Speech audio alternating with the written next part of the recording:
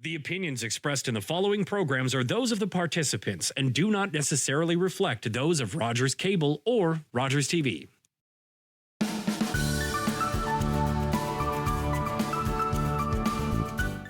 Hello, everyone. Welcome to another episode of At the Heart of Business. I'm your host, Judith Tate. At the Heart of Business is a conversation with women in business discussing their challenges and successes. I'd love to introduce our guest today, Lia of Life Lessons Unlimited. Well, thank you for having me. Well, thank you for joining us today. So we get you for 2 segments today, which is awesome. So this is going to be a really nice conversation. Yes, I'm excited. So am I. So tell us about Life Lessons Unlimited. Well, I've been in private practice. I am a therapist, a counselor, and I started that business 23 years ago. So I've been in practice for quite a while. Okay. Have worked for other organizations over the years, clinically trained in all kinds of different methods, but cognitive behavior therapy is something I still use quite a bit, and some people are familiar with that. But over the years, I have been adding and adding and adding. I'm a perpetual learner. I love to learn. Yeah. And so I've learned a number of different methods, and I also added empowerment coaching to my repertoire several years ago. And right now I'm being trained as a gentle trauma release practitioner.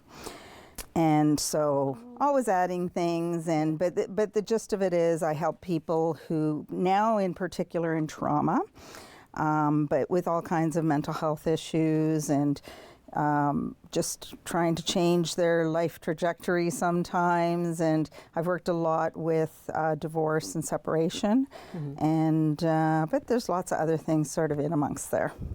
Wow, it sounds like you do a lot of stuff. So how did you come up with the name Life Lessons? Oh, that's interesting because it was so long ago. And of course, like you're starting a business and you're like this name, that name. And I literally had written a list of all the names. And then I just stopped and really thought about, well, what do I want to do with this business? And I want to help people with life lessons. Yeah. And to my shock, when I went on to do the business name, it was still available.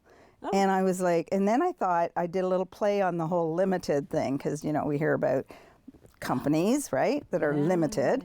But I thought I'm not limited and I don't want my business to be limited. It's actually unlimited. So it's like I help people to gain those life lessons in an unlimited way. So that's how I came up with it.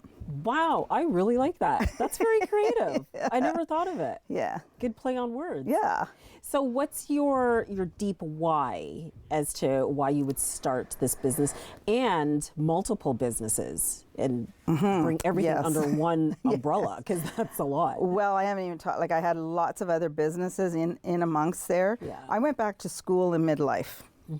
So in the mid 90s, so the really big sort of push, let's say, for me to make some significant changes just generally in my life was my father passing away at the age of 64. And I'm older than that now. And so that, when I look at that, I think, wow, he was so young. And so he died tragically, very suddenly. And it just really opened my eyes to that old adage of, nobody's got tomorrow promised, and don't put off till tomorrow what you want to do. So I had not been terribly happy in the profession I was in. I was a legal assistant for over 20 years, but off and on was always dabbling in all kinds of other things. So I knew that wasn't my real passion. And the last lawyer that I worked for 10 years was a criminal lawyer, and predominantly his clients were young offenders. And I kept seeing these kids just continuing to go down a not so great path. And I just, between my dad dying, and it was like, just do what you really want to do. And I thought, I want to be on the other side of things. I want to work with teens in particular at the time, and help them to get off these paths or not go down it at all, and give them the help that they need to, create the lives that they could really potentially live. Yeah. So went back to school midlife.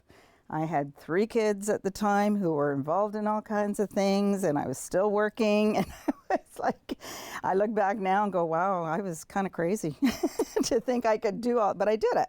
Yeah. So I got my counseling degree, and then was very fortunate to be hired by the youth center in Ajax right out of my placement.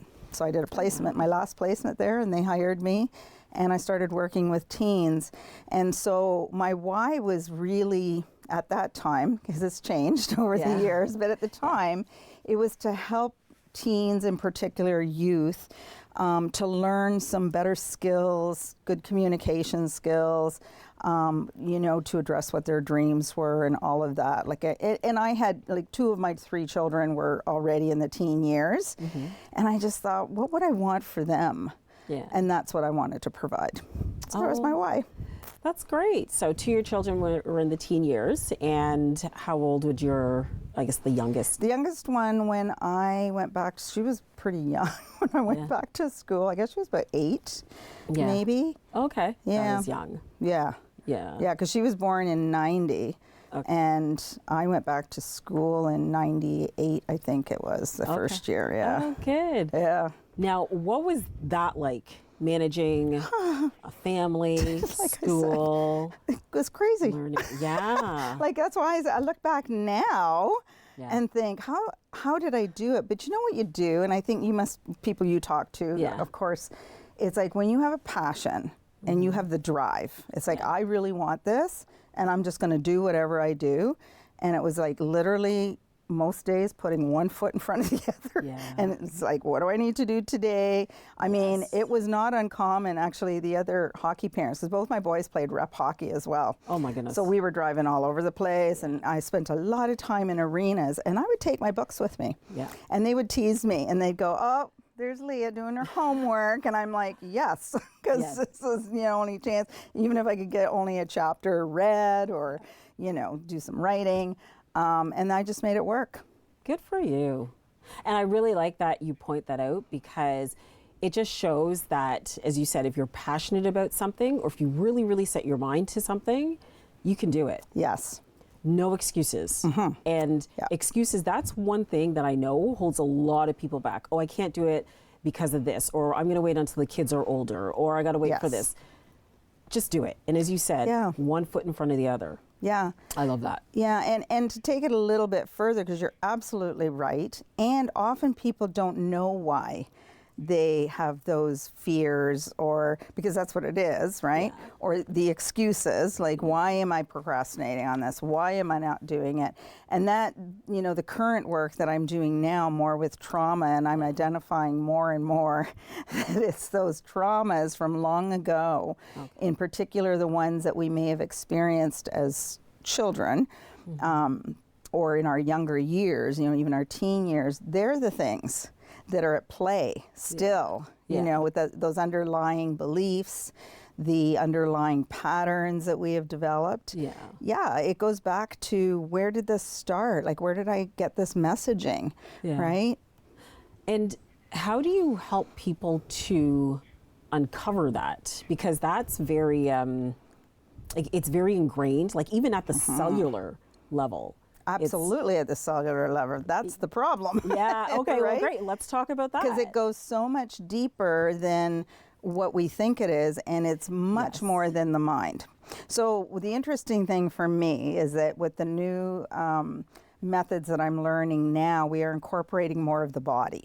Okay. So identifying in the body where we're holding our trauma. I think it's easy for people to understand we hold stress in our body, and you can go, oh yeah, I hold my stress in my neck because I'm like this when I get really, right? But it's also about where the trauma is, right? And it has become a coping mechanism.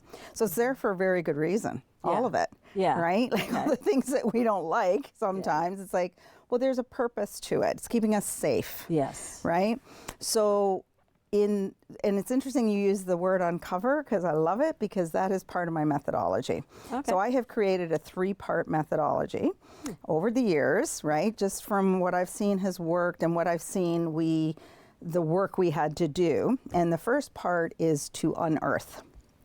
That's the digging. Okay. That's the hard part. That's the hardest for a lot of people because you don't want to feel the pain. Yeah. Right? That's why you keep denying it and pretending like you're fine and keep going. And I'm not going to look over there because that's going to hurt too much. You know what I mean? So we do the big digging. We get a big shovel. And we dig really deep. Because deep is where all the belief systems are and the patterns and the unconscious and subconscious. And this kind of brings the cognitive behavior therapy in a nutshell. Give you CBT 101 is your thoughts create your feelings and your feelings create your resulting behaviors. However, the majority of our thoughts, this is the tricky part, are subconscious or even unconscious where we're not even aware of them at all. Okay? So the digging is like we got to bring all that up to the consciousness and we start making the links to other times in your life or where did this originate. Okay? So then once we can bring it up to the surface, then we have to uncover, right? And we're going to uncover not just the things that have been holding you back, but what are the gifts and the dreams and the desires and all those things that sometimes just gets buried by all the stuff. So once we bring it up to the surface, we can uncover and then really work on what are those goals and dreams that you want to move forward with. And then the best part is the unleashing. So then we unleash to the world all the things that you want to do and what do you want to do moving forward. Oh, great. That's a really encapsulated kind of. It sounds like really good work, though. Yeah. And I'm pretty sure you get some amazing results. And it must feel so rewarding to help people uncover all that stuff. It does. And even they'll contact me, they'll go, oh my gosh, I spent like 3 days crying and I was like a mess after. And I go, good. And not that I want to see you suffer, but that's what needs to happen. You have to release it. Because, if we just uncover it or even unearth it and shove it back down and put the dirt back over it, well, you're never going to get any further ahead. So you got to feel it. Good. Now, what kind of challenges have you faced, with your business or the many different things that you do and services you provide? Boy, it's a long list. Well, just general business challenges, especially initially of getting your name out there, what you do out there. In this type of business, there are just certain marketing things that aren't going to work because people. Well, certainly for me, it would be like, I need to trust my therapist. I need to, and they don't know me right away. So sometimes that was a bit of a challenge of, just give me a chance to have. So I started doing discovery calls, which, is common with a lot of businesses, which is, for those that might not know what that is, it's really just like a call where we can get to know what it is your needs are, and I let you know what I do and how I do it, and let's see if it's a good fit. Okay. But sometimes it's hard to even get those discovery calls going. Yes, absolutely. Okay, well, we're going to talk more about that, and we'll be on a break, and we'll speak more with Lia about what she does. Stay tuned.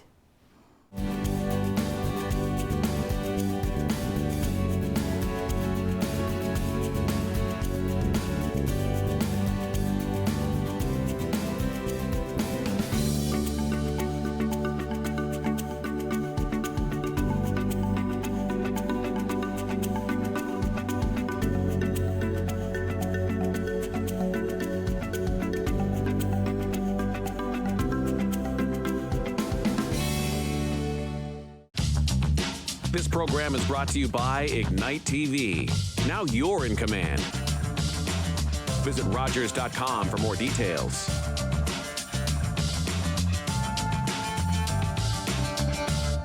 What do you think I'm going to be all intrigued by what's behind the door?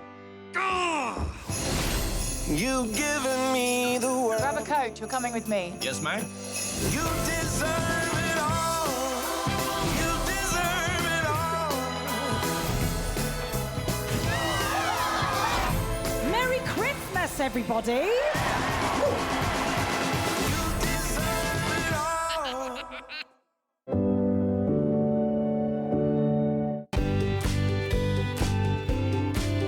You're watching Rogers TV.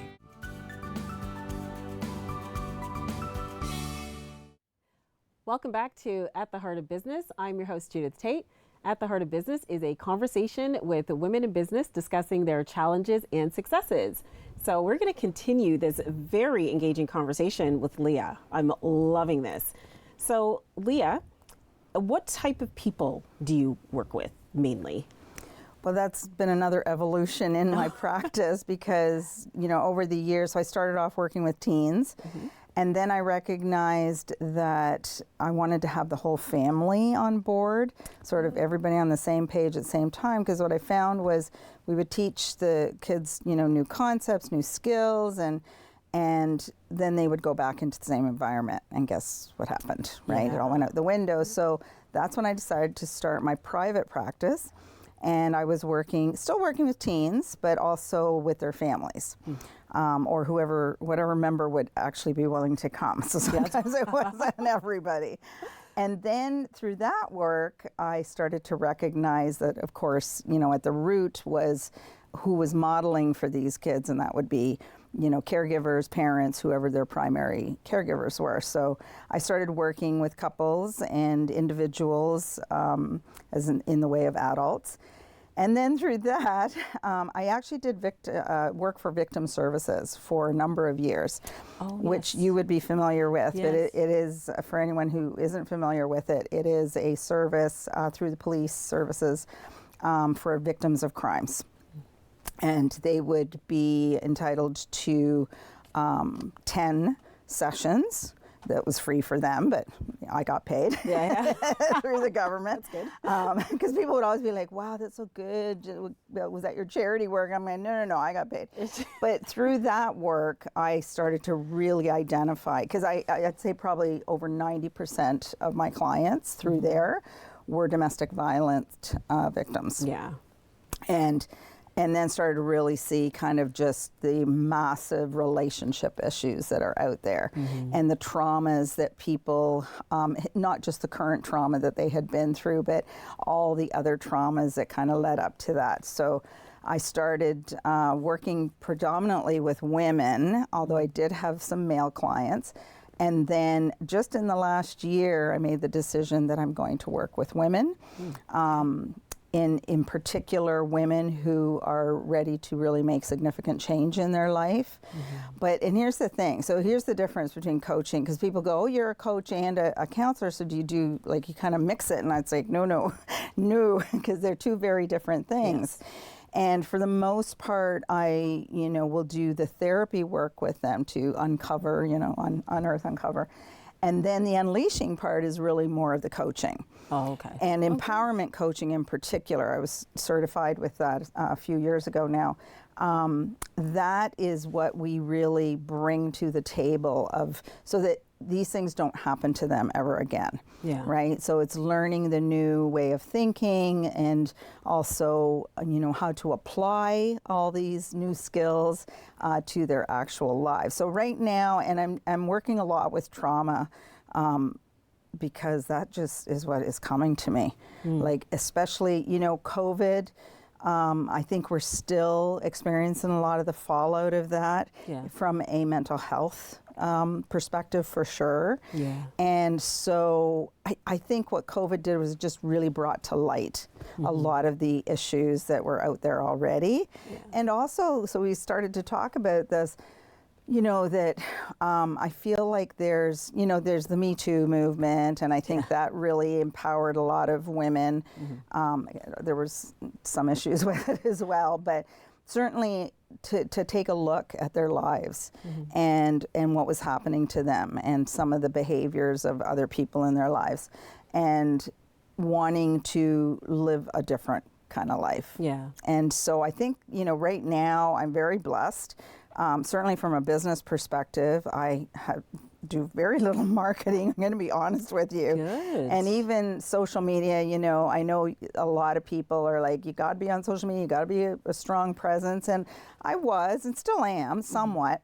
But it was like, right now, I don't need to because I get my clients through referrals. Yeah. And through education, basically, so through networking. So when people hear what I do, they, will have more of a tendency to come to me. So, That's where I'm at. That's great. I really like that you mentioned the social media, because yes, you're always being told you got to have an online presence, you got to build that know, like, and trust factor. But I really think it says something about you and the work that you do when you don't have to do the social media. So congratulations. Thank you. That's pretty amazing. Thank you. And I really do think for all the other business owners out there, or just even in your work, if you are serving your clients in the way that they need to be served, and everybody's different. Yeah. Like there's, I of course see the common things, the common issues or common patterns, but it's different for everybody. And I think part of, certainly the work that I do, and I know lots of other people, when you tune into what are your particular needs, Yes. and how can I help you with that, then people start to see success, and then they're just talking about you. Yeah. That's the beauty of it, Yeah. right? So it's kind of like, I don't really have to do anything because people are getting value from my work, and they're talking about it, and they're telling their friends, and they're telling their relatives, and it's interesting because I just had a client come back to me who I did work with, and I've had several who I've now worked with in my private practice that came through victim services. Oh, okay. And people aren't always in a place to be able to afford, a paid for service, but this person came back and she said, "You helped me so much." And this was, I can say 6 years ago I worked with her. Oh, wow. So sometimes they remember you, even though it's been a long time. And she was like, "I think you can really help me in my current situation." Because I saw her for a particular extreme trauma. Yeah. And now there are just other things going on. Yeah. So I think when you're doing things in a way that people are truly feeling they can make change with, they'll come back to you. Or like I said, they talk about you. Yeah. in a good way. Yeah, exactly. That's good. Like the best marketing is just creating these raving fans who will just tell everybody about your services. That's great. Yeah, and they become your sales force. Yes, exactly. Truly. Oh, you got it down to a science. Well, it's been 23 years, Good Judith. for you. I mean, hopefully I've learned a thing or two over the years. No, that's great. So, well, thank you for all the work that you've done with victim services, because I just know, like, I used victim services as a police officer, referring people, like domestic violence victims that I would come in contact with, and the work that they do is just amazing, and it's a very much needed service. Yeah, and I would have stayed with it longer, but I'm going to be perfectly honest with you, is my private practice started to really grow, and I had to make a choice, like I can't, and also as I get a little bit older, this is not an age thing, but I want to do different things with my time, for you. And so I had to pare something down, and unfortunately that was one of the things that went. But I still volunteer in a lot of different ways in different organizations. Good. It's my give back. So with all this, like the energy and the trauma and stuff that you deal with, what do you do for self-care? Because you must have to have a way of keeping your cup full in order to be able to take care of everyone else. Tell us about Absolutely. And really it comes down to filling your cup first. Yes. That's what I had to really learn. Because as a highly empathic, compassionate person, which makes me really good at the work I do, but it could also, and it did, drain me to a point of, like, this was earlier on where I went into full-on burnout. And that is not a nice place to be, trust me. No. And so I had to really learn to start with me. So I now do not see clients before 10 a.m. in the morning. And that's not because I'm sleeping till 9 a.m. because people are like, "Oh, you're not sleeping." No, I am up at usually by 7. Yeah. But that gives me my time to do all my self-care stuff. Not all of it, because the other key thing is you got to do it also throughout the day. We were talking about this recently because Thermea Spa in Whitby, Ontario is one of my favorite places to go. So I do things like that. Yeah, shout out. And so they were like, "Oh yeah, I used to go to the spa once a year and I'm not even doing that." And I go, "I hope you're going more than once a year."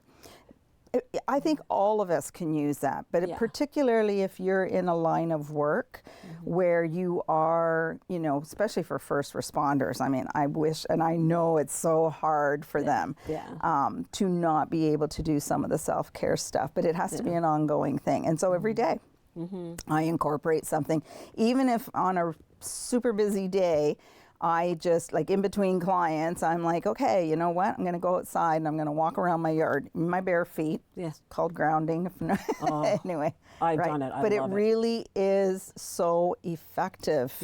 Right? Even that, then I go back and now I'm more effective for the next person. Good. Because I don't want to be that person who, unfortunately, my 4 o'clock or 5 o'clock appointment is going, I don't feel like I'm getting all of her. You know what I mean? Yeah. So I feel like you have to, it's about energy maintenance, really. Good. Yeah. So success, that can be defined in so many different ways. What is your idea or definition of success? And again, that has evolved over the years, right? And it's so easy to kind of buy into everybody else's definition of success. And I did for a while. And then I realized, for me, what feels like success is if I can do the things I love to do, if I'm feeling joy, peace, love every single day, multiple times in the day, not just, you know, for 5 minutes, that is success for me. Because when you get to a certain point in life and you've done all the things and you've been on that treadmill, the hustle times, I call it, right? That doesn't work for a lot of people, let's say, but it's certainly not working for me. So for me now, the success is that I'm still able to do the work that I love. I am providing a service that I think is really important. And also, I'm able to have the fun and enjoy my life and enjoy my family and my husband, who for a lot of years was the forgotten one. Poor guy, very patient guy. But you know what I mean? That's what success is to me. Like, are you doing what feels good? What you enjoy? Very simple definition. I love it. And what words of advice would you give to any woman starting out their business journey? Oh, that's good. Because I sure wish I had heard some of this stuff when I first started out. The biggest piece of advice I would say is trust yourself. You know, yes, it's good to get, to learn and to get some advice or, you know, have mentors, of course. But at the end of the day, you know you better than anybody else. And I said that to my daughter when she had my grandchild and my grandson, and there was a lot of issues there. And you know, she was listening to this person and listening, and I kind of see, you know, a business as similar, right? It's like you're new at it. You don't know what's going on, so you're listening to this, you listen to that, you listen, right? But at the end of the day, you are the expert of you. And we don't spend enough time just tuning in and going, does that feel right for me? Because I was definitely the, you know, squirrel, like shiny object. It was like, oh, well, that looks good. Let me try that. Oh, that sounds good. Let me try that. And then I ran myself into the ground. Right? So when we can just stop long enough to go, is this how I want to do my business? And does this work for me? Excellent. Thank you so much, Lia. This was such a great conversation. Loved it. And thank you so much for watching. We'll see you next time on another episode of At the Heart of Business.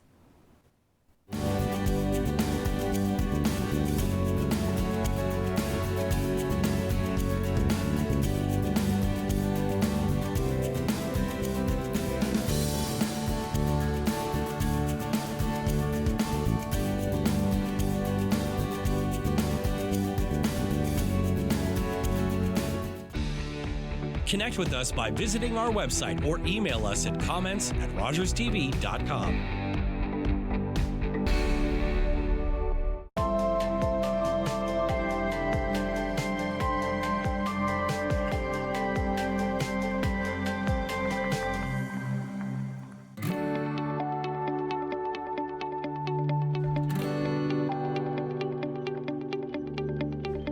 This is Rogers TV.